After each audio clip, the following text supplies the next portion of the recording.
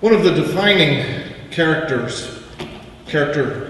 moments for me in the Nickel Mines tragedy was the next morning as I was watching a televised report. The reporter was talking about the Amish commitment to forgiveness in a rather extraordinary way, and as the camera started to pan back, the reporter said, "It is an extraordinary story, indeed an unimaginable story." I was struck by those concluding words, both because they were patently false. It was not only unimaginable, but you'd actually just seen it being practiced, but more so because of the way in which it suggested two different worlds colliding. Much of the fascination was the larger world being struck, not in this instance in the ways of Amish tourism, by just the strangeness to the rest of the world of an Amish way of life, but rather the extraordinary commitment to forgiveness instantaneously, so it seemed.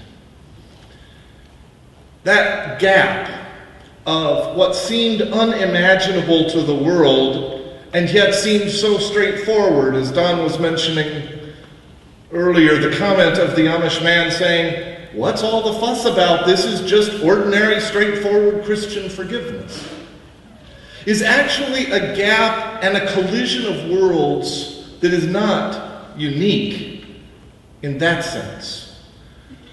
For as I've experienced firsthand in travels in places like the Middle East, or Rwanda, or South Africa, as I've also read about the community in Le Chambon during World War II that sheltered several hundred Jewish children from the Nazis and Jewish adults, when one of those people who as a baby had been rescued by this community in France, he went back as a filmmaker, and his persistent question to the community and to Pastor Magda Trokme, one of the leaders of that community, was, "Why did you do it?" And they kept saying, "We're Christians." And he'd say, "I know that, but why did you do it?" And they would say, "We're Christians." And over he kept saying, "Why did you do it?" What seemed unimaginable to that filmmaker who had personally experienced the grace of that village was so obvious to people for whom it had been their way of life. As the book Amish Grace displays so beautifully, forgiveness is a way of life. It's contextualized in daily habits of how people gather and eat together and talk together and sing together. It is, at heart, a communal set of practices that shape people's imagination and life. And yet, even within the Christian tradition, much less in the broader imagination of the world, too often we operate with truncated notions of forgiveness.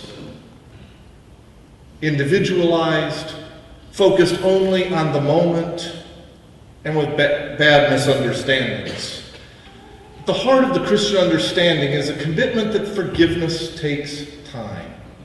Forgiveness with a capital F is a way of life that is learned and lived in response to God's grace and love and redemption as revealed in the life, death, and resurrection of Jesus of Nazareth. And so it is as we are unlearning original sin with a capital S that we become committed to forgiveness with a capital F, a way of life of unlearning sin and learning the habits of holy living.